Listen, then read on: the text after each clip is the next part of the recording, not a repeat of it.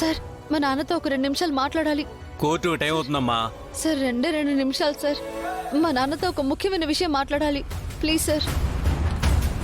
సరే త్వరగా మాట్లాడు. Thank you sir. నాన్న. ఏంటమ్మా, ఏ విషయం మాట్లాడాలి?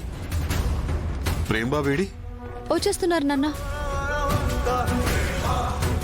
నువ్వు నా మాట వింటావు కదా? అందులో అనుమానం ఏముందమ్మా?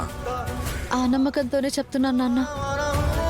ఇప్పుడు కోర్టుకి నీకోసం ఒకళ్ళు సాక్ష్యం చెప్పడానికి వస్తారు. వాళ్ళని చూసి నువ్వు కోపడ్డం కానీ తిట్టడం అరవడం కానీ ఏమీ చేయకూడదు. నన్ను కాపాడడానికి సాక్ష్యం చెప్తుంటే నేనెందుకు తిడతానమ్మా?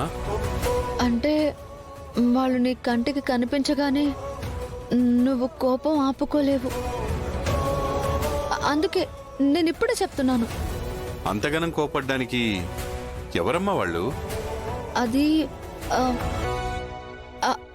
అక్క. రోజానా? రోజా కోర్టుకొస్తుందా? రాజవంశానికి చెందిన మణిహారం గురించి ఆశపడిన దాన్ని ఎలా ఎలా క్షమించాలి? అయ్యగారి అమ్మగారి నమ్మకాన్ని చంపేసి ఆ హారాన్ని నాకివ్వు అన్నదాన్ని నేను వదిలేయాలా? అది నా కంటికి కనిపిస్తే మాత్రం నేను దాన్ని క్షమించనమ్మా, క్షమించను. నేను ఇందుకే చెప్తున్నాను, నీకిప్పుడే చెప్తున్నాను. ఈ ఒక్కసారికి నా మాట విన్నా ప్లీజ్. అది నన్ను కాపాడకపోయినా పర్వాలేదమ్మా.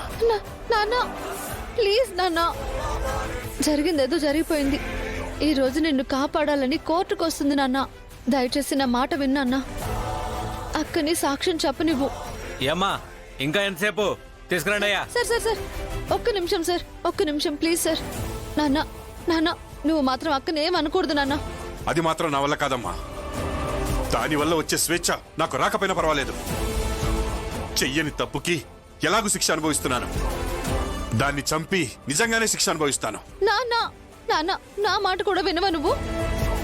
దాని విషయంలో నేను ఎవరి మాట విననమ్మా, వినను. అయినా అది నా కోసం ఎందుకు వస్తుందమ్మా నీ పిచ్చి గాని? నాన్న నీకంతా కోర్టులో తెలుస్తుంది నాన్న. నా మాట విను నాన్న ప్లీజ్. నాన్న ప్లీజ్ నాన్న, నా మాట విను నాన్న. నేను విననమ్మా. నాన్న ప్లీజ్ నాన్న.